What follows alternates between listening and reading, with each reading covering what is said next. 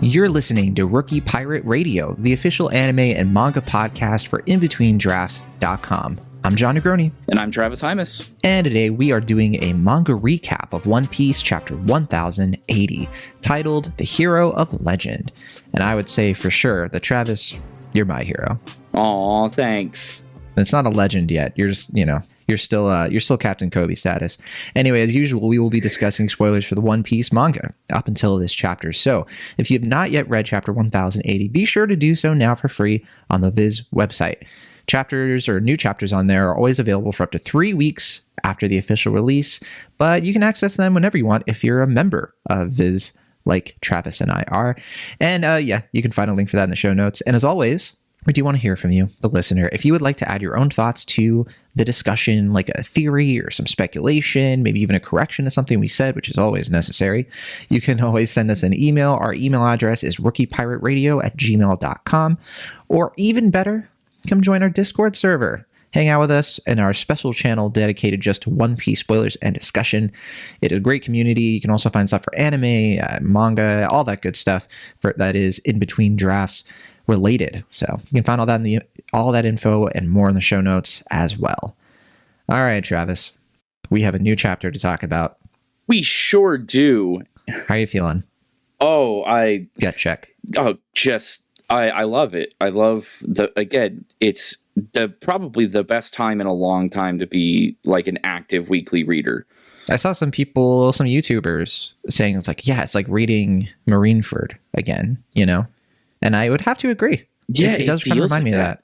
It feels so, and not just Marineford. I think a part of the fun of Marineford was all of the lead up from Sabaody to Impel Down into, and Amazon Lilies in the middle of that too. So like, that's where we're at. Like, it's not just like we're doing Egghead, but we're doing Egghead into this, and it's just a constant snowballing. It's got me hyped. It makes me wonder too, like I suppose, or I assume that they're going to label this arc the Egghead arc, but that still to me feels like such a, diminishing of everything. Like, we've been all over the map in this. It's like we've been having the Reverie like integrated in, like it was with Wano, but at least like with the Reverie, it was like, it was just every once in a while, it was like in between the acts, it was a nice interlude. Here, it's just like, you never know when we're just going to break off. And I feel like I'm still recovering from the shanks of it all 2 weeks ago. Yeah, it's crazy to think about that we have not followed up on the very important hanging threads of what is actually happening on Egghead Island. Yeah, that's still to come. And I don't know, we'll talk about the chapter itself and whether or not we think we're going to be staying on this island for a minute, or if the rest might be off screen, who knows. But for now, let's go through these main beats. Travis, let me sum up this chapter before we dig right in. Yes, please. Okay, well, we are only in one location this week, which is kind of a change of pace. It feels like that hasn't been the case in quite a while. But we're on the island, the pirate island, Fullaled, otherwise known as Hachinosu. And I just wanted to note that because I had one person reach out and be like, you guys kept mentioning Hachinosu, and I was confused. And I was like, oh, yeah, because we never really we're specific about our terms. And that's One Piece for you. There's like 7 names for everything, and we just go back and forth. But anyway, Captain Kobe has escaped his captivity with the thanks of Perona, surprisingly enough, who has arrived on Fullaled to save Gecko Moria, who we find out Gecko Moria did not take Blackbeard's deal, which I think a lot of us assumed. I didn't think that Gecko Moria was going to team up with Blackbeard. That just seemed ridiculous. But anyway, Blackbeard has 4 of his Titanic captains on the island, however, including Shiru of the Rain, Avalo Pizarro, the Corrupt King, Vasco Shot, the Heavy Drinker, and San Juan Wolf, the biggest living person in the world. In a flashback, we find out, or I guess biggest living creature in the world, excuse me. In a flashback, we find out that Blackbeard wants to use Kobe as a bargaining chip with the world government to make Hachinosu a recognized kingdom with him as its pirate king. But Kuzan reveals how members of SWORD technically resign from the Navy, so this plan probably won't work. Back to the present, Kobe is ultimately saved by the arrival of his sword comrades, including Rear Admiral Kujaku, Lieutenant Commander Hibari, Rear Admiral Prince Grus, with Lieutenant Commander Helmeppo and Captain Tashigi, who I don't think is a member of Sword, but Tashigi is along for the ride, aboard the ship, the Doghead ship, with Vice Admiral Garp. Speaking of Garp, we see his ship soar over the island as the hero of legend, as Garp, thought to be retired, rushes to declare Kobe the future of the Navy and his beloved protege. I think the initial translation said beloved pupil, and then the Viz translation, the official, said just protege. We get it. He loves Kobe. He's the grandson he always wanted. And Garp uses a single punch called Galaxy Impact, a punch that is coated with Conqueror's hockey, to absolutely decimate what appears to be a massive section of the island that was part of this elaborate plan by, it looks like Kujaku and Grus, I assume, getting the buildings to kind of cramp in there. And then, of course, that is how the chapter ends, with a big cliffhanger. What's going to happen next, Travis? What's going on? Well, it's going to be a break, unfortunately. That's true. Yeah. It's like we have the big Shanks chapter break and then the big Garp chapter break. It's this break is not Oda's fault. It's actually a Shonen Jump break entirely. But I do appreciate that he's giving us some extra breathing room for these very heavy, holy crap chapters. It's well-timed Oda pacing. Right. It's a good chapter in the sense that it's a lot of, not even character introduction, because we know most of these characters. It's just like lots of like added information we've been waiting to find out about these characters. Like, for example, Samon Wolf. We haven't known the name of his devil fruit for a long time. I mean, we were introduced to him back in Impel Down, and we knew what his fruit could do, right? But we it finally has a name. We finally have like some actual like elaboration on him, which is surprising why it took so long. Lots of big devil fruit reveals in this. Where do you want to start? Oh, man. You know what I would like to start with is the talking skull of Full itself. It was very funny to watch that play out, yeah. It's almost like the entire point of this island was for this one gag. Yep. And it's a gag, and that's manga. why, I mean, yeah, it is. And like it just starts talking like a Muppet or like a hand puppet. And yeah, what a eyes, security system! Like, kind of look down. Yeah, it's one of those things where I genuinely wonder how long Oda's had this idea in his head, because this is not a new island by any stretch of the imagination. Mm-hmm. And yeah, the whole time he's sitting there, it's like the Vegapunk thing. He's been teasing it for so long, just to draw one silly thing. And now that he's done, he can let Garp punch it into oblivion. So, what a clever security system, though. That the island fruit is. You did it again, Oda. I would have never guessed something like this. Yeah, and then it's so interesting, like when we get introduced to Avalo Pizarro's devil fruit. So Pizarro was one of the other Impel Down. There were 3 Impel Down escapees who joined up with Blackbeard, and all 3 of them are on the island right now. They're just kind of interesting. And I was actually thinking about this doesn't really, I guess it does apply to Pizarro too, because Pizarro was like an evil king. Lafitte was like a policeman. Shiru of the Rain was with the Navy. Like, it's so interesting how Blackbeard's crew is so made up of like people who were not pirates, but were like so evil that like with Wolf, he had to be like his crimes were erased from history. And I think that's so interesting. Like Blackbeard too was like, part of the warlords at one point, and it's just like they're the most treacherous of the treacherous, right? They're pirates not because they want to be pirates, but because they're too evil to be anything else, which puts Kuzan right in kind of a weird. He fits that mold too, but he's in like a whole other thing that I guess we're going to get into in a minute. I did want to jump to Kobe's bounty with the Cross Guild, 500 million berries, and you know what's wild about this to me? And to remind people, the Cross Guild is putting out bounties for Marines. So Marines are going to be hunted, and then the Cross Guild will pay them. Kobe is only 18 years old. He's younger than Luffy, and he's worth 500 million berries, which I find pretty impressive. Yeah, I also, wonder what the scale the Cross Guild is using for this. Clearly, in the case of Kobe, it's obvious because he has a reputation. But it says here, of course, that normally a Navy captain would only be 1 star. Yeah. which is, 100 million berries. That's not nothing, but it's pocket change considering the scales that we're dealing with here. So not to power scale, but usually you see the bounty increases within the world government of the Marines, usually based on actions. So will this event increase Kobe's bounty now? Do the Cross Guild keep track of that? Do they work with Morgan's? I want to know more about how this is calculated. Is Buggy just guessing? Or is this, just as a thought, Alvida manipulating things to be petty after all this time? Funny, actually. Yeah. Because she's still there. She's still there. That's true. I would say that the thing I'm most concerned about is really Buggy, because how do they pay these things out? Because I don't think Buggy has that much money. And I think that he's already in a precarious position with Crocodile and Mihawk, right? I think that the idea behind the Cross Guild is that they're using the money from Buggy's operation. But isn't Buggy's operation not actually that flush? Or am I misremembering what's going on there? He definitely doesn't have disposable income right now, right? Because that's how he got in this situation. I would assume that Crocodile, knowing what we know about him, has some sort of cash reserve or other side business feeding this, like Baroque Works.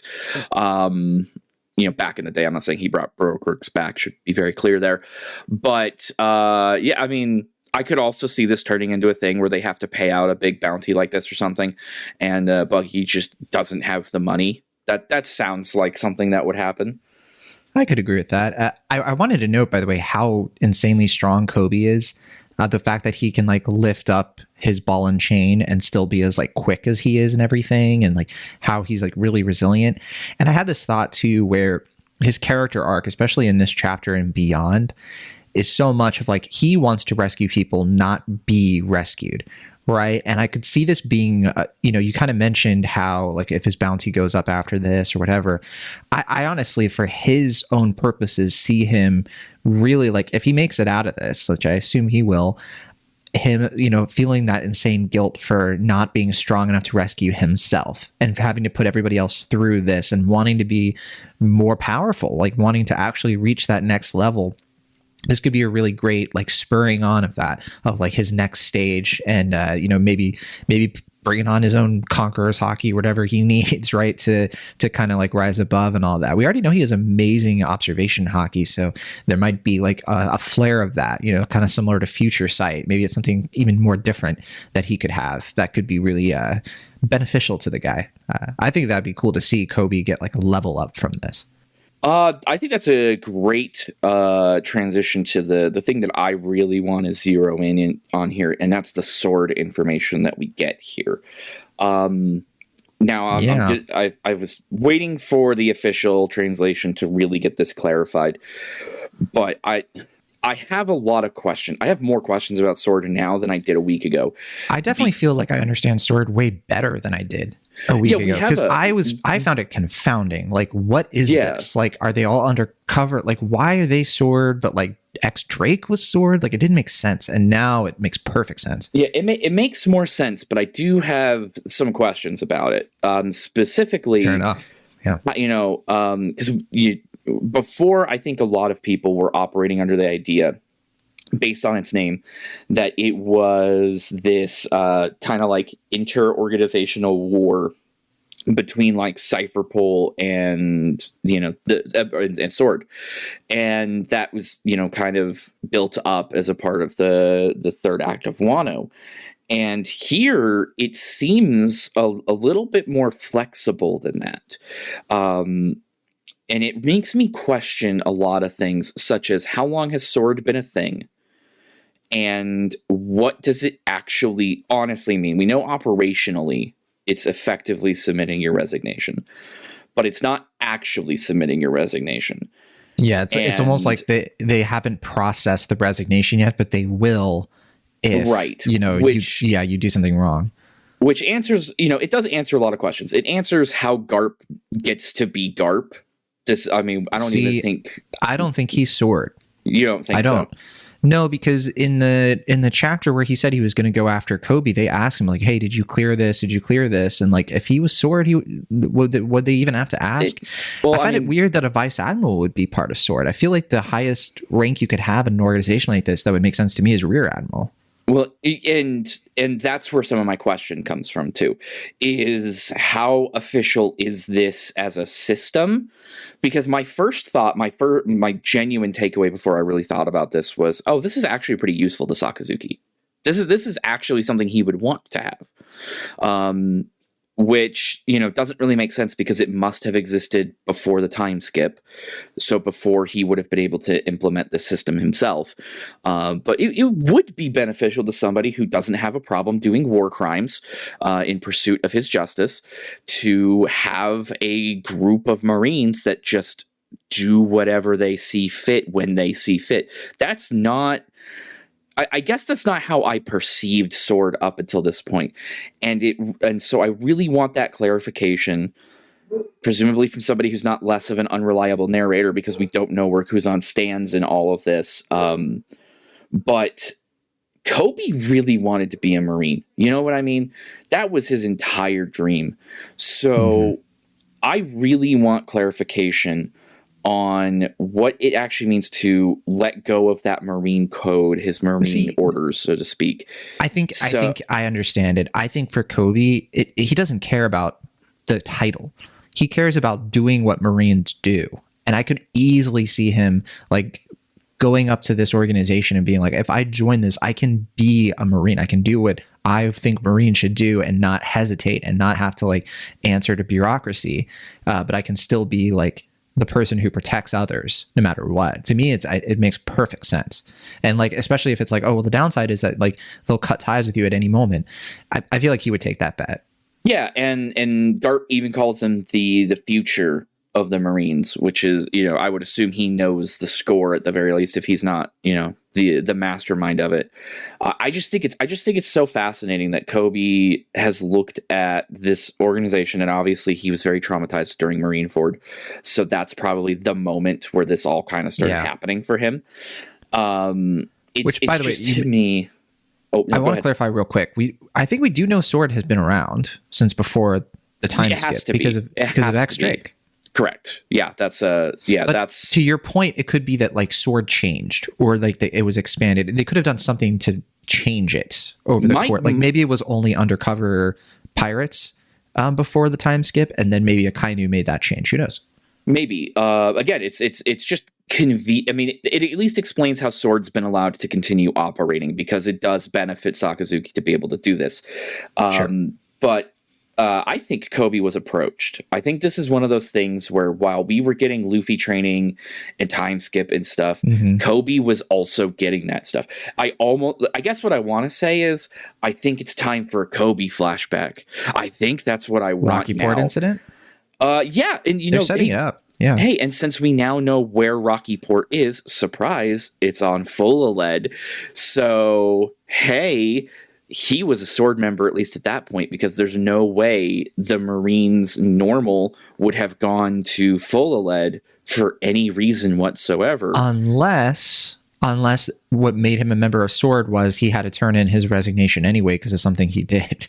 And they were like, all right, well, we want to keep you around, so we'll put you in this thing. Yeah. Yeah, maybe that's it. And I would love to see that. I guess I want to just get into his head. I want to understand where his mind is at. Clearly, the idea is that there are some Marines that are, that are noble, just like there are pirates that are noble. And sometimes their code gets warped and stuff.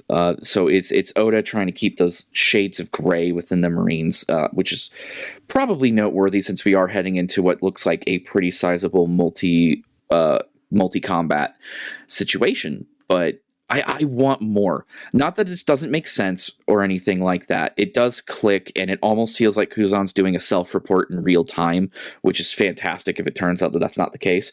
But I want to see Kobe really speak that philosophy. I want to see that play out. Whether that's through, it turns out Garp has been doing this whole time because he doesn't want to follow Celestial Dragon orders. What are their philosophies? What do they mean? We don't get to spend that much time. Where does Smoker fit into all of this, right? Like, you for a long time we felt Smoker was going to be like Luffy's Garp if we're doing the Roger Garp comparison, but now we're getting much closer to that being Kobe, which actually makes more sense when you think about it. It makes more sense like when you take it down to how I think Luffy needs a rival who is around his age. I think that is more compelling than, continuing to like Blackbeard is Shanks's age, isn't he?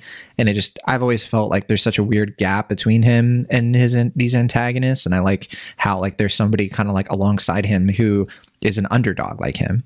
Yeah, and you think about, again, you make those Roger comparisons, which I think are reasonable to make at this point. The rivalry between Roger and Garp doesn't seem like it's antagonistic in its nature, considering what Roger was willing to do. Roger didn't go to Whitebeard and say, hey, find my kid or whatever. No, he went to Garp knowing that like the world government and the Marines were going to want to find this kid. And he went to Garp and he said, hey, I want you to basically just, go against your own organization. And I know you'll do this for me. We didn't know about the Rocks incident, in God Valley before this point, but that sounds more like the Luffy-Kobe relationship to me. I wanted to bring up that I've always been very skeptical of the theory that Kuzan is a member of SWORD.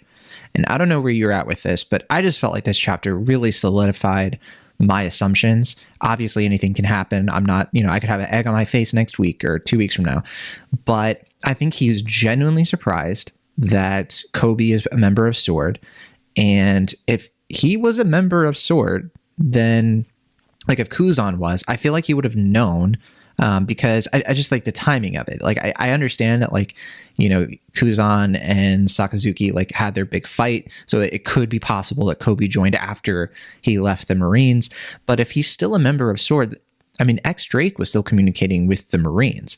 And I think that Kuzan would still be like appraised of what's going on. And I understand people think that he's a spy and everything. I think it's too easy. I think it's just too obvious. And I like better the idea. I know I've already said it, that he's more of like, a revolutionary or kind of, something happened with Baltigo or something involving the Blackbeard pirates and Dragon that has led to this, because I don't know. I just don't see Kuzan like being of that philosophy, or even like being the kind of person who would, want to be part of SWORD, honestly. Like, I don't think he's like that hot-headed, like, I'm going to go do things and be reckless and take action. Like, he just always seemed like a character he's the napping admiral. You know what I mean? Yeah, I like I said, if it's a self-report, that's kind of funny, but it would be much better if it wasn't. Because, I think at this point, whatever Kuzan's deal is, I don't think he's doing it on behalf of someone else. I'm still holding true to my theory that he's the one heading for Egghead, and that's how Oda's going to deliver this revelation, especially now that, like, there's enough, misdirection to tell us maybe he's actually good the whole time. I would just genuinely love for him to be kind of like another antagonist or something a little bit more complicated. Yeah, same here. And that's only partially because I think a Robin Kuzan fight would be dope. But but yeah, I still think he's the one headed for Egghead right now. And we're going to get payoff on that pretty soon. And it's not going to be the obvious answer, hopefully. Well, look, there are at least 3, possibly 4 notable Blackbeard pirates who are unaccounted for, who were not at Winter Island during the Blackbeard versus Law fight, and who were not on Full Alert. And the implication seems to be that these events are happening around the same time. At least that's how Oda seems to be prepping the story, right? So it looks like that the people going to Egghead, Occam's razor, would be these 3 or 4 characters. And that would be Lafitte and Kuzan, as we've mentioned, Katarina Devon, and the 10th Titanic captain, if that isn't Kuzan. They're still unaccounted for. And one thing that I noted too when I was reading this, I was like, oh yeah, we might have touched on this and I forgot, but it is interesting that these Blackbeard pirates would be kind of like having a reunion with Jewelry Bonnie, because the Blackbeard pirates had Bonnie in captivity and gave her to the Marines. I think like during the time skip, or like right before the time skip, during like the post-war arc. So that could be kind of interesting of like, if there's any kind of closure or something like that there. But I don't know. I still don't think that Kuzan is the 10th Titanic captain. I feel like it would be more fun and more interesting if that is like a totally new character or like somebody that, maybe not a new character, but a big reveal. What do you think? Oda wants it to be a reveal, right? It's at any time he's gonna like purposely withhold information. That's a thing you want to be paying attention to. So whoever it is, I don't think it's going to be a new character, only because that's a little bit, given where we are now, that's going to be a little deflating. Unless it's like a new character but with a devil fruit we're familiar with, that would be surprising. Or a new character who's like related to a character we know. Yeah, something like that. Clones are always an option now, so that's don't fair. Do it. Don't do it's it. Weevil. please don't do it. But also, it is technically on the table. There are a lot of options, and I do think we're building to either that reveal or the reveal of what Kuzan's deal is, or maybe both. Only because even though we are not doing things on Egghead right now, the sequencing of events over the past couple of chapters have kind of helped us build this list of potential suspects, because we know Blackbeard isn't on Fololed from the Shanks chapter. We know he's still in motion. He didn't go to Wano. We know where some of the Titanic captains are right now, the ones who were kind of ideal for security on Fololed. And we know who's kind of loose out in the world, and hopefully for Trafalgar Law's sake that some of them are still a little distracted. But this kind of brings up the question of Blackbeard's strategy. What's his game here? And we learn a little bit about this in this same part of the chapter. What do you think of King Blackbeard of the Reverie? Well, I think that it would be a means to an end. Like he says, don't go trampling on a man's dream, right? And like his expression is totally different. Like he looks like generally like pleasant and happy. Like, oh, Blackbeard, hey buddy. I don't think that he cares about being the king of the island. I think he already is the king of it. He's already an emperor. But I think that it would put him on the stage to become king of the world. I felt like, I think a lot of people feel that his goal is going to be either exactly like Zebek or kind of an offshoot where he wants to sit on the throne in Mary Joie. And like, how else would he get access to Mary Joie? By being a member, like by being one of the kings, right? And so if he has a plan to do that, I could easily see that going down that path. I know I saw some people kind of theorizing that like, oh, what if the final road poneglyph is on Mary Joie or something like that. I don't buy that as much, but yeah, I think that he has, there's some kind of connection between also like finding the final island, maybe just Lodestar, not even Laughtail, that has to do with being a king or something that has to do with like the world government secrets and whatever that is, or however that is the case. That would make the most sense to me right now, unless there's like something totally out of left field because it is Blackbeard that we can't even see coming because it's Blackbeard. He's done this how many times, like enacted insane plans that somehow work. That's actually what I want to talk about more, is less the actual details of his plan, because I think it's a safe bet that we just don't know what's going on in his head. But I do think what's interesting about Blackbeard as a character is that he is a lot like Luffy in the sense that he is almost too lucky for his own sake. We know, for example, that like, oh, well, he got into the Warlords so that he could sneak into Impel Down so he could get, dangerous crew members and then take down Whitebeard. But the sequence of events that would have needed to actually play out are the kind of thing that are less about Blackbeard being this master 4D chess tactician, and more about him being able to grasp his own fate and take advantage of the opportunities presented to him. Luffy literally set out on Dingy to be the Pirate King, having absolutely no idea how to accomplish that goal, not having any frame of reference for not just what the One Piece is, but whether or not it's even real.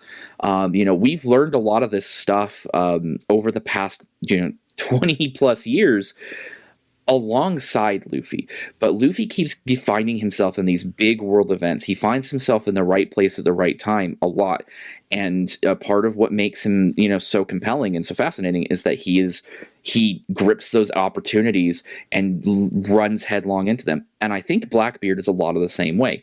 This isn't like Blackbeard set out to find somebody very valuable to the world government so that he could do this. And like, this has to play out this way. I think this is Blackbeard continuously rolling with the punches that the sea gives him. And so, he doesn't decide to be a warlord until, hey, Ace is chasing you. Hey, you're familiar enough with your devil fruit now that you might be able to take him. Okay, let's get him somewhere we can trap him. Let's take advantage of the situation, see if we can get into the warlords. Because if we get into warlords, then we can start doing things. Oh, we're doing things. Oh, also now that we've given them Ace, all of these things are playing out to where we might be able to get into, this might be the chance to get into Impel Down. Oh, I just so happened to come by Impel Down when Straw Hat Luffy is causing a jailbreak and everything's chaotic. And it's just an easy breeze, down to level 6 once you get past Magellan there. I think it's less that like he's this big mastermind, and rather he's somebody who I think he's a real D, even if he's not who Roger's waiting for, so to speak. I think he's not like he's a right place, right time guy. Yeah, I think he is one of those people of fate. Absolutely. So I don't know that this is like he has to get this. I think this is him keeping his doors open and making use, because let me ask you this. So Moria didn't take his deal. Why is Moria still alive? I was about to pivot into Moria once you were done. Yeah. Wait, what? Yeah. Why is Moria still alive then?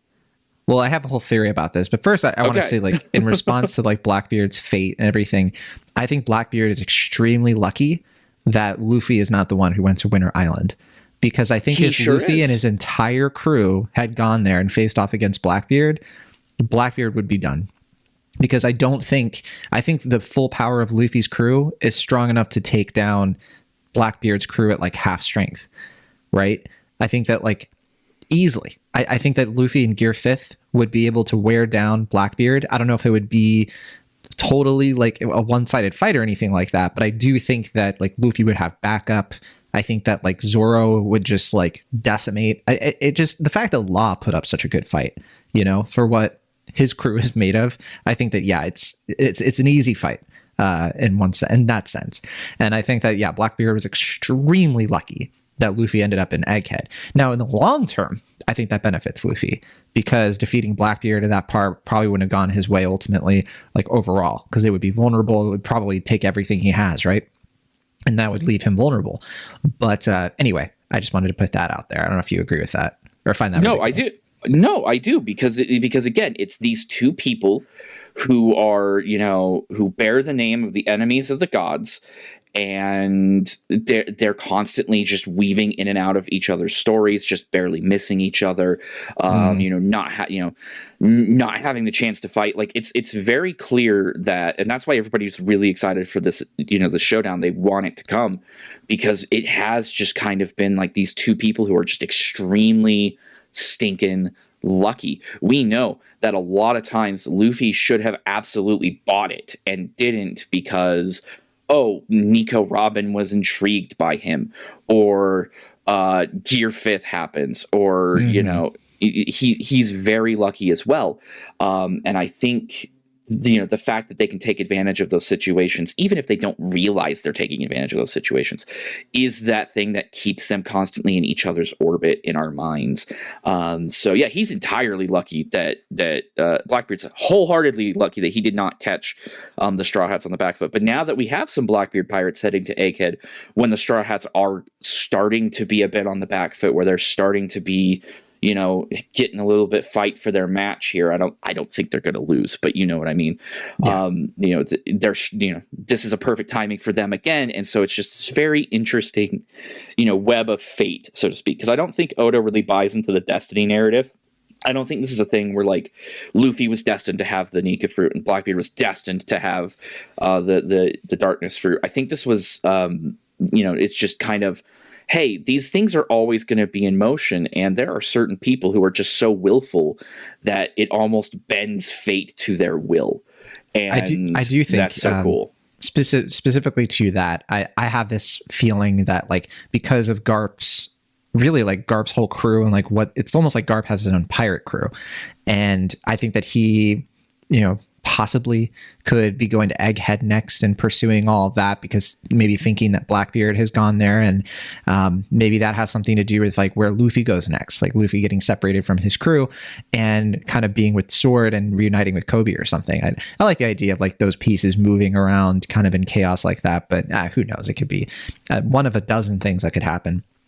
Now, I do find it weird to pivot to Perona and Moria.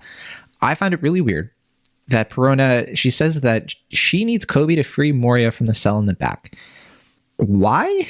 Like, she could just do it herself. I find it really strange. Like, I don't get, like, it's not explained. Like, I don't know if there's some kind of weird sort of like only Kobe could get to Moria, or she sort of, I don't know. I don't know what exactly is supposed to be going on there. But I do have this feeling that Moria, his devil fruit was taken, and the 10th Titanic captain has his devil fruit and the Kage Kage no Mi. So essentially, like, Blackbeard's 10th captain would have the power to like manipulate shadows. I did think that like, oh, maybe Blackbeard himself has it and like has like that extra devil fruit, but I don't know if he necessarily would have held on to something, or like he wouldn't have used it by now.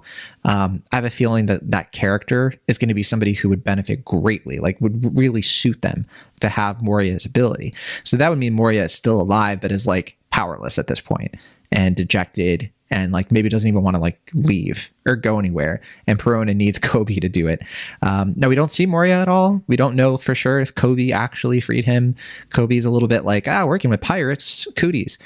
But I do think that he has a code, and that he would, sort of, make that deal with Perona and like hold to it, right?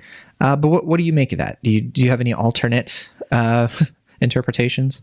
So my first question would be, again, I don't know that keeping Moria alive does anything for Blackbeard, so I would question if he would do it. But bargaining chip? I mean, he was part of the Warlords. Maybe, but I mean, bounties. he also very much knows the Warlord system is abolished, though. Right, which means that he has somebody who is very valuable, has a bounty and everything.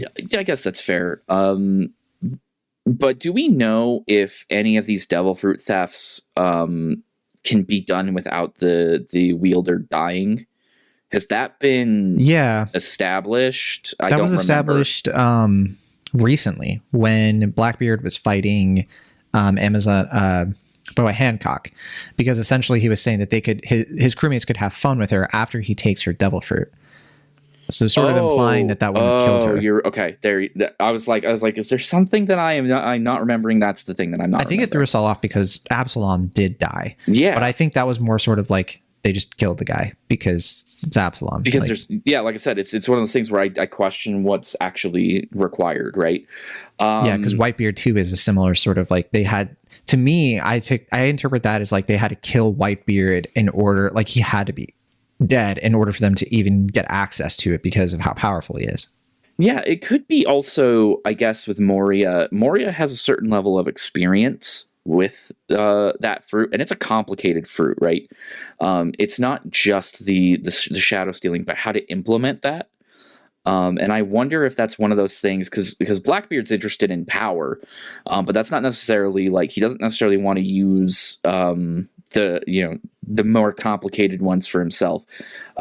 So yeah, I could see that being something where he would rather have somebody who knows how to use that devil fruit and get value out of it right away. So it's easier to starve Moria out than steal it. Maybe. We, of course, also don't know how this works yet. Like, how does this work? Right. And we also don't know, like, if there's something going on with orders, or if there's some sort of, like, secret that Moria has that Blackbeard wants from him. I did think it was interesting to note how, San Juan Wolf has the skull on his belt, and it looks just like Or's belt. I thought there might be some kind of connection there, but who knows? I did want to say, like, that's a good catch. I did find it very interesting that Perona is like still has this affection for Moria, and I did look it up because I was like, what they haven't interacted in a long time, and like, was she really loyal to him? I mean, she was with Mihawk for years, and I think that maybe part of it I did dig up that Oda has said that she views Moria as a father figure because he rescued her, kind of took her in when she was abandoned as a kid. So I can kind of see that then of like why she would be attached to Moria, but of course, like in her own sort of escapades with Mihawk, feel like, you know, she's kind of getting out of the nest. She's in her like mid-20s or something like that. So I think it's touching that she would, you know, want to, you know, put her life on the line, go all the way to Fullerhead, enemy territory, just to save the guy. But again, it's a weird, like maybe the anime is where we'll get a little bit more context for why it was apparently impossible for her to just do it herself and why she had to free Kobe. I don't know. But yeah. I mean, we know she's not a combatant, right? Yeah. It's causing a problem that distracts them is you know, with a larger breakout with more. Oh, do you think that Moria's cell was guarded and so she needed Kobe to? I mean, it's going to be more guarded than Kobe's cell, right? At least from Blackbeard's perspective. You know, again, we you know, I question again why Moria's even alive. So if there's something Blackbeard wants from him specifically, I could see that being more valuable than the guy who Kuzan just told him isn't going to be super valuable. So he's like, all right, just lock him up while I figure out what to do with him, you know, kind of deal. But I think it is one of those things. We know Perona's not super, you know, she's powerful, but not a direct combatant. It would be beneficial to her to kind of stay in the background and cause a problem so she can get Moria out. You know, the impel down thing, right? The more chaos you cause, the easier it's going to be to get out, hypothetically. So it's to her benefit to not have to do this all herself, I think. That just kind of makes sense. It is interesting that all these people who have had different interactions with the Straw Hat Pirates over the years are starting to overlap in interesting ways. I would have never, ever guessed a conversation between these two characters would have ever occurred. But it's you know, it executes perfectly to get Kobe out of there and cause all of this. And it's just what a strange sphere of influence that Luffy has. Before we get into the sword members, because, you know, the next stage of this is when we get to see what the various sword rear admirals and lieutenant commanders are capable of, and really like what their roles are, and devil fruits. We do get, as we mentioned, like some more info on Vasco Shot. Apparently he's a booze man. He has the glug glug fruit. I think it's implied that he can like manipulate alcohol, most likely. And he's literally like sitting on top of a snot bubble being created by San Juan Wolf, who has the huge fruit, which is, you know, apparently the fruit that made him the largest living creature in the world.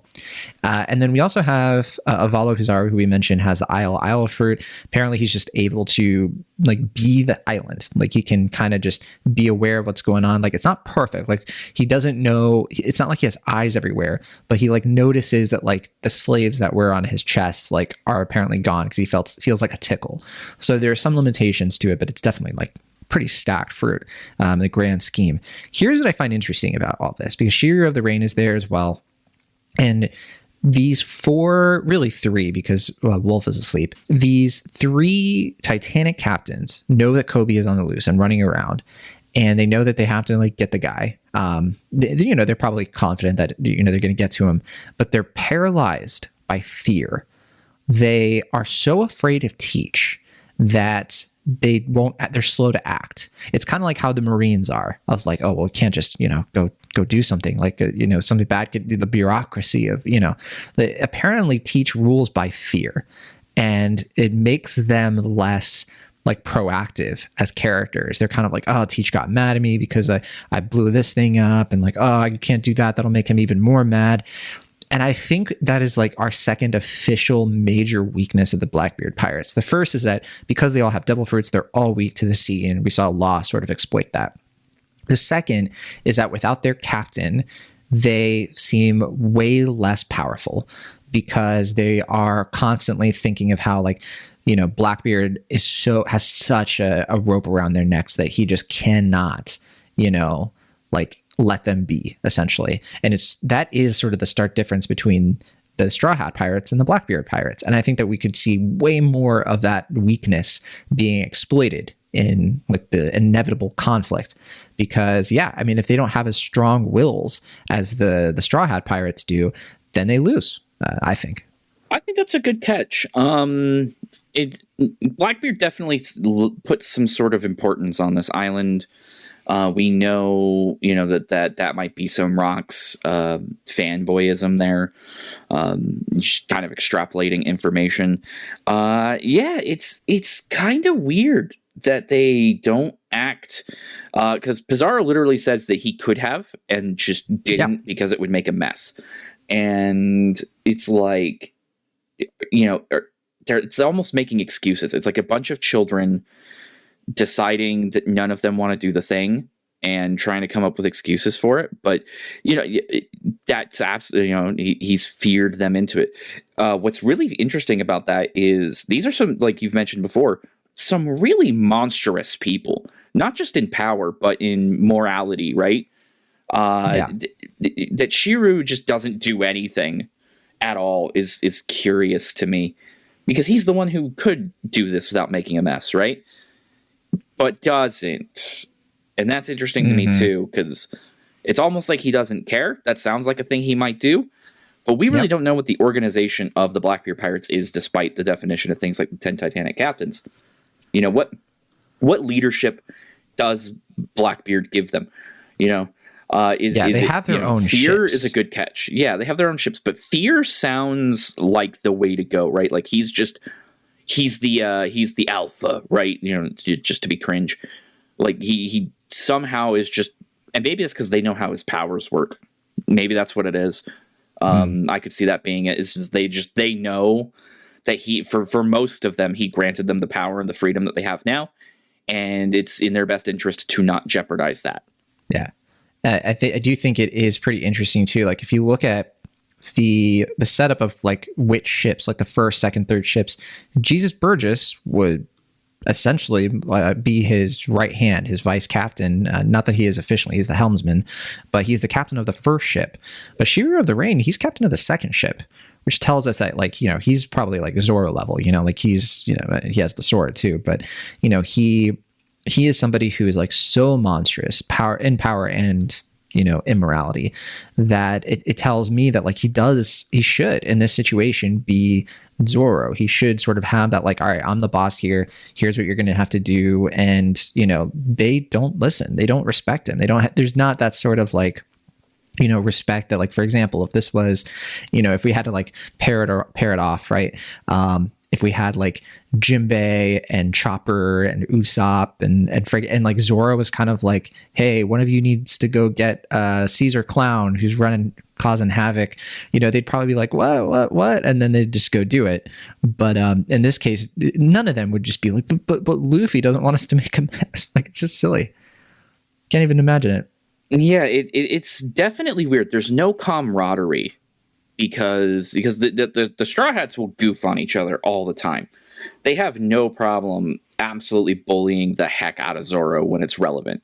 It's sort of like in Pokemon when you have like a team of legendaries, but like it doesn't even stack compared to like if you have a team of like Pokemon you've had since like level 1, and it's like all balanced and like, I'm just, super nerdy, but I mean, no, I understand what you're saying. It's one of those things, and we can't help but compare them to the Straw Hats, right? Because it almost wants you to mirror subconsciously to mirror that, and I really want to know what Shiru's deal is, because he could have just zodded out and dealt with it, but it's almost like he enjoys command too much for a bunch of people who don't listen to him.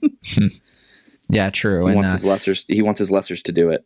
And part of it too is like, you could easily read into it of like, well, the pirates are catching up to him. Like, what do we have to worry? Like, why do we even need to get involved? Like, just let the pirates like corner Kobe and that'll be the end of it. But then of course that does not work, because Sword arrives and we see, for example, the clay soldiers that apparently are coming from, not apparently, I think pretty clearly coming from Rear Admiral Groose, who has some kind of paramecia ability. Apparently he can create like little like clay puppet soldiers, which is just awesome. My favorite of the bunch probably is Kujaku, the Rear Admiral, who's the granddaughter of Suru, who has, didn't she have like the laundry fruit or something? She remember the most bizarre of devil fruits. Yeah, the the wash great wash or advisor. something. Yeah. The wash fruit, whatever it is. But yeah, so Kujaku her sword is literally a whip. And she's like, the bunch of pirates like see her whipping a building, and it's like she's trying to like command the building. And so it's heavily suggested that her whip allows her to like tame people, like control them, because what we see later in the chapter is that she is literally like commanding these buildings to move, because all of a sudden the main pirate forces, the pirate fodder, are in the central square, and they've been like pushed in.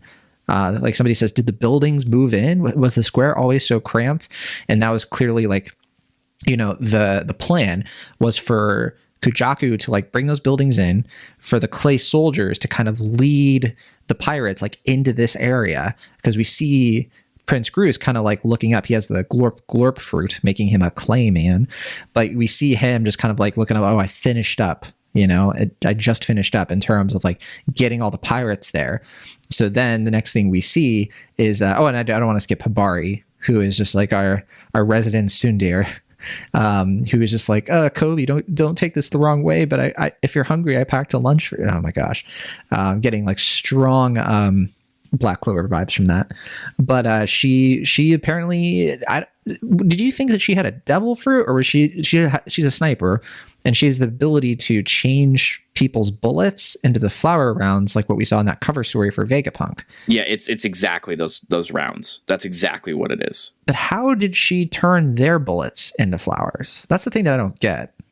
My assumption is that Vegapunk engineered them, because we saw them in the cover story, but they weren't explained in the cover story.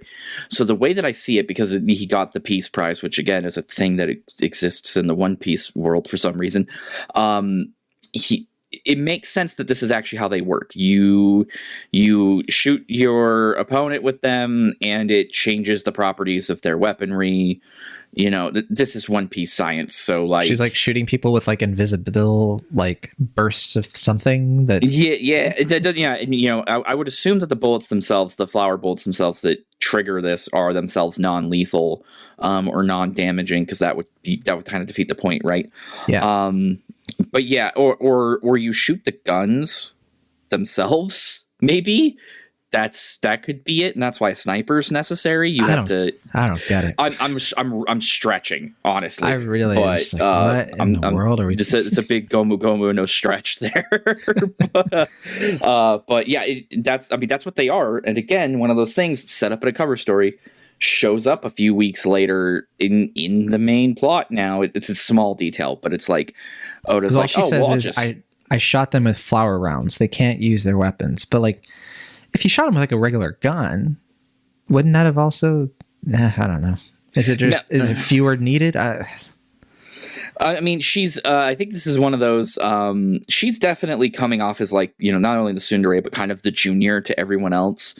I don't think they. I don't know, because like Garp obliterates everything anyway, so it's not like they're not afraid to use lethal force, right? It just seems, if anything, they're just playing with them. And maybe that's what it is Garp genuinely wants the satisfaction of doing it himself. So he's like, hey, go do this. I will say, though, there is merit in disabling an opponent rather than taking them down for the Marines as well. Because if you do need to capture someone, it's genuinely easier to just make it easier or make it harder for them to fight back than it is to, safely shoot them in a place that doesn't kill them but disable them. I could see merits to this being a thing, or maybe it's just her characterization specifically. It's kind of curious that like her clothing design for Hibari and the pose that she's using seems to come from like old footage of like gorillas in like Cuba and stuff, which Oda has taken from before with revolutionary imagery. Yeah. So that's kind of curious too. Maybe it's just a her thing. She just personally doesn't want to kill. I don't know. I could absolutely see this being a petty thing on Garp's part. Like though, like whatever you guys do, I want to be the one to do it. I gotta be the one to do it. That sounds like a Garp thing. Yeah. So Gru says that Kobe is fine. So apparently at some point they managed to get Kobe out of there, but they didn't show how that happened, which I'm fine with. Like, because he apparently was in this square, like they were trying to like shoot him. But then, yeah. Oh yeah. Somebody says, Captain Kobe over here. Oh yeah. He sees Hibari. And so I'm not sure the logistics of how he got over there, but whatever. Anyway, we see Tashigi say like, we're ready to go. And they like somehow blasted the ship into the air. I'm assuming it was Garp, like did something to like blast the ship. But they go over the square. I was going to ask about Tashigi because she's a captain rank. Do you think she's supposed to be a member of Sword? I don't remember. I think she was around in that like Marine base, but I'm just curious, like, why would she go? Is she doing this for Garp? I forget where we're at with Smoker. I'm just not entirely sure like where Tashigi's place is on this. Like, why is she here? And Tashigi's definitely on the noble side of the Marines, so to speak, where it's, Oda wants us to think of her as somebody who is a good person. Mm-hmm. Which is good because and we now know she's from Wano. Yeah, we know she's from Wano originally. Yeah. Which is great. I still wonder why she looks exactly like Kuina, but the SBS answered that. She and Kuina are like cousins or something. Yeah, but they're identical. Come on. That happens. It's just one of those things where it kind of doesn't feel like it's fair payoff for Zoro. But either way, she's definitely one of those. You think about Tashigi and all the times we've seen her. A lot of times she's had to align herself with pirates multiple times over the course of the series. Mm-hmm. Usually the Straw Hat pirates. So I could see her possibly have joined or be a new joiner. Or maybe Smoker recommended it because he can't for some reason. Maybe because he's just too stubborn. Who knows? But like, because she's been attached to Smoker, who has definitely had questions about how the military does things, I could see her being a member. We haven't had it confirmed though. So this, it's kind of hard to say one way or the other. I do think this is a place she would be though. This is a Tashigi place for sure. Mm-hmm. Yeah, fair enough there. Okay, so then we get to the part where Garp jumps off the ship and uses Galaxy Impact. We kind of see just like two reaction shots from the Titanic captain. So we see Shiru of the Rain and Vasco Shot, who are kind of like, they're not reacting heavily, but they're kind of just sort of like, what's going on? And then the pirates are sort of like, oh no, run for your lives. After Garp pulls off this attack, and he makes this bold declaration for Kobe and everything, and Kobe's like, why did he do this for me? All that stuff. Once we get to the point where this attack works and these pirates have been eradicated, what do you think happens? Because on the one hand, you could say like, okay, maybe Shiru and Sandwolf and all them, maybe they'll just let Sword win and take Kobe and go. Right? Maybe that's what'll happen. But again, I think they're so afraid of Blackbeard that they're going to have to do something. Like, I feel like they're going to have to try to fight Garp. And I have this feeling that what happens next is off-screened. I'm not so sure we're going to come back to this, like if there's going to be a continuation, because I do think that they don't stand a chance at this point. Like, I think that Garp easily can take 2 to 3 of them on his own without trouble. And then they also have like rear admirals. They have Kobe himself. They have it just seems like too lopsided of a fight now that they've like wiped out these pirate forces. But yeah, do you think there's more to this fight to come? I do think that at the very least there are concerns about, there's going to be too much collateral damage or anything. That concern is gone now. Exactly. Yeah. And maybe that's what they're waiting for is basically, hey, they hit us, now we hit them back kind of situation. Mm-hmm. That might be it. There could be something to like Garp's age. Maybe this attack takes more out of him than he expects and he's a little bit vulnerable. Possibly. I do think it's interesting that they don't seem to have any kind of concern as well. They react to what's happening, but it's not fear. It's not like, fear. Oh it's not fear, it's not concern, it's not hesitation. It's almost like this is what they were waiting for. And I don't even think it's entirely clear that like all these little peons are like officially Blackbeard pirates, or if they're just like, you know, fleet additions, or if they're just citizens of Pirate Island. It is a pirate island. There were people there before Blackbeard came in. So you know, it's one of those things where these just might be people they do not care about, and like, cool. Yeah, I mean, it might be one of those things like if you live on Pirate Island, you officially become part of the Blackbeard pirates, I would assume, but I don't know. I don't know if that was ever fully explained. It's a safe argument that none of the officers really care about the lower ranks of the crew, right? So this just might be, you know, like I said, might be a sacrificial situation where it's like, okay, they've made a move, now we can make a move. I mean, technically his battleship is in, you know, it's just in the air now, right? It's just like, this is cool and all, but it has to come down at some point. Garp doesn't, you know, he, as far as we can tell, can't like leap, you know, massive amounts of distances. So how does he get back on the ship? I think there's still potential for a brawl here. You know what I'd like to see, actually, now that you say that? Let's say we do see more of the fight. Garp is just like making hay of the Titanic captains, but you know, we do get some like visible, like clearly he is not as strong as he would have been in his prime, and he's struggling after this attack and all of that. And like, we're kind of seeing like it's a fairish fight between the sword warriors or whatever, and you know, maybe there's a lot of pirate fodder still left, but then Blackbeard shows up. That to me would be like very sort of like, heighten the tension. Blackbeard shows up and like with Law's devil fruit, maybe, who knows what's going to happen there. But maybe he shows up with the rest of the Titanic captains, aside from the ones who just went to Egghead. And, you know, essentially Garp has to like sacrifice himself, kind of like Ace, you know, in order to save everybody else, right? That could be where we're headed. Yeah, and I wanted to ask you about that, about Garp and taking him off the board. There's a lot of people who think that like something like that, like Blackbeard takes out Garp, and that's going to send Luffy into a frenzy. Mm-hmm. I question that a little bit. You question like Garp and Luffy not coming face to face again? I question Luffy's attachment to Garp in so much is that we know that he has a different parental figure in the form of Curly Dedan. We know that Garp was, even though clearly we see that that's where Luffy gets his punching form is from Garp in this chapter. You know, when Luffy describes Garp to the rest of the crew back, you know, in post Enies Lobby, it's not with affection. I guess it's never how I've seen it. To me, I think it's a very estranged relationship. Luffy just doesn't seem to have the same kind of attachment to Garp that he would to, say, Ace or even Dedan, really.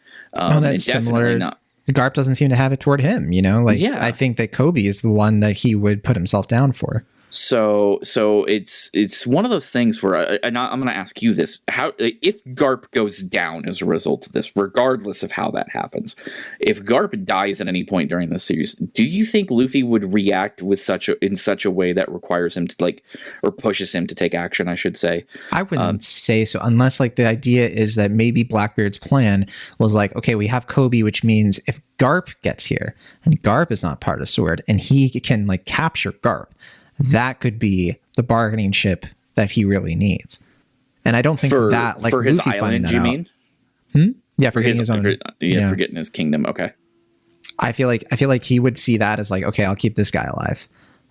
But yeah, otherwise, like I just, you know, it's not like he has a devil fruit. So it's not like he can be absorbed or anything like that. I think that Blackbeard would capture the dude, and that could set off like a major incident. It's like Marineford reversed, where Blackbeard is the one with the captive, and you know, he's not exchanging it to the Marines necessarily. I mean, maybe he is, but like maybe that's the staging for, you know, the next big war is like Blackbeard trying to win a kingdom and the Navy trying to like get Garp back without having to do that, and that creating like a whole rift throughout the seas. I could see that, at least for a lot of the political situation. There's also, if we extrapolate again the Zebek fanboyism from Teach's side, if Teach knows stuff about the God Valley incident, if he has knowledge of that, or counterpoint, he desires knowledge about that, Garp is a primary source on that. That's true. There may be a vested interest in wanting to either get revenge on Garp or use him for information about like Zebek's secrets, or maybe it's through Garp we reveal what Blackbeard's real connection to him is. Those are all things that could be on the table. And none of that, again, really involves Luffy, but it's compelling all the same. I think that is pretty fair. And yeah, because like I don't think that like Luffy finding out that Garp has been captured, I could see him being like, he'll figure it out, like not really being that concerned. Even with Kobe, I don't think Luffy would like take it upon himself to help a Marine unless like to go out of his way to help a Marine, right? Even if it's Garp or Kobe or whoever, I think that he's just sort of like, that's their business. I'll mind my own business. I think it's different with Ace, because he's his brother and like he recognizes that if he doesn't do anything, he's going to die. I don't know if he has that same fear for Garp. Well, Kobe. You have to remember, he didn't react to Ace, I got to go deal with this when that situation started. It wasn't until someone explained to him the stakes of the situation. Exactly. Right? Yeah. Like that's what Luffy counts on Robin for example. Robin helps him parse information in a way that he can, that I don't want to say comprehend, because Luffy being a doofus and being not smart are different things, but Robin kind of helps him parse his focus. So with like why he wanted to react and go save Vivi right away when they got the news of what happened with Vivi, I think partially has to do with the fact that he knew that she would be sad, right? Because Cobra was assassinated on top of that, and nobody knows where she is, and she might actually be in real danger. And he has a desire to comfort his friends. That's a Luffy thing. Whereas with Ace, and Zoro uses this against him, like, hey, until you absolutely needed to get involved, you let Ace figure his own stuff out. You need to do the same now. And so, yeah, I don't think Luffy just recklessly gets involved in this kind of affair itself directly. But eventually we do want to try to get these stories to converge a little bit more. But it looks like that's going to happen on Egghead soon. Exactly. I feel like that's a good place to end it then. We could speculate all day. But yeah, we'll know more when we know more. I feel like we've really covered a lot of possibilities, what we would be excited to see, and some of the lingering, sort of theories out there. But were there any like last questions that you wanted to put out there? Any sort of like, what about this? I would love to see other people's take on the Garp Luffy relationship. Do you think it's something that Luffy does actually cherish and just doesn't say it because he's a tough guy? Or does he suck? Does Garp suck? Is that really the question? I mean, Garp, abused the poor kid. And like, I mean, I saw some people mentioning it's just like, yeah, no wonder Luffy has so much endurance, because like Garp is able to just kind of. Yeah, it was to his benefit, right? As Garp would have put it. But I could see Luffy get the reports that Garp's been captured by Blackbeard or something, and have him go, "Ha ha! How does it feel to be trapped without anybody around?" I do wonder if like part of it could be that like Luffy remembers what Blackbeard did, and it's just like, all right, I need to go kick his ass or something like that. I think he would do that for Kobe more than Garp. Sure. Sure. And then we are kind of like, he's in the middle of the Egghead incident, and we still don't know what's going to happen with Luffy there. And I know you and I have talked about the possibility of Luffy being separated from the Straw Hats in some form, whether captured or going off to go do something on his own and telling the Straw Hats to go do something while he's gone. Who knows? Who knows what's going to happen there? But certainly we are moving to a place where, like you said, all these things are kind of converging. These characters are not far away from each other at all. We don't Shanks too, like was Shanks heading toward Hachinosu? I forget in the last chapter where they said they were going to go next. Well, they said they had to leave, so there was something where Shanks was doing something time sensitive, at least, and they have been tracking Blackbeard. We know that's why he went to Wano, was to intercept Blackbeard. So Shanks up until this point, up until recently, really seemed to be like the balance keeper, the guy who goes and intervenes in situations to make sure nobody gets too much power in one direction or another. Right. But now he's actively chasing the One Piece himself. So maybe he does know where the final road poneglyph is, and that's where he's going.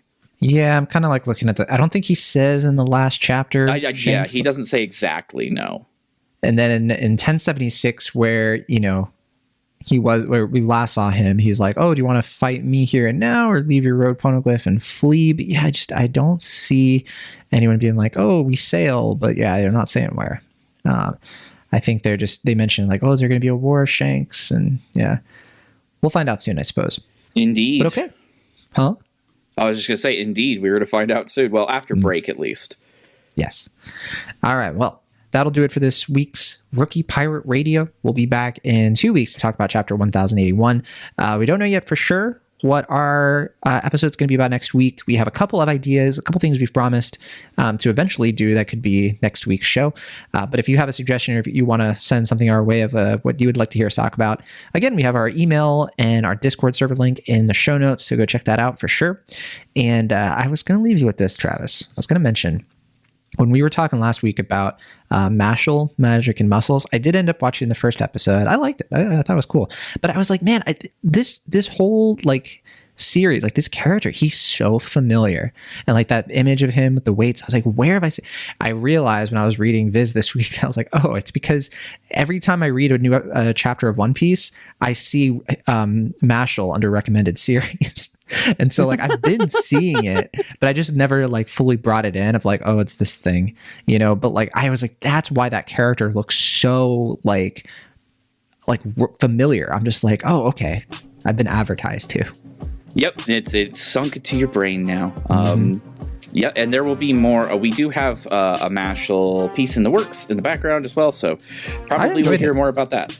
Definitely not as obviously the Black Clover stuff is there, but it definitely is like, oh, this is such a, like, we're going to do Harry Potter ourselves. We'll do it ourselves, which I'm really liking a lot. It's a way better. Yeah. Anyway. Yeah, we could use the replacement. We'll see you on the next one.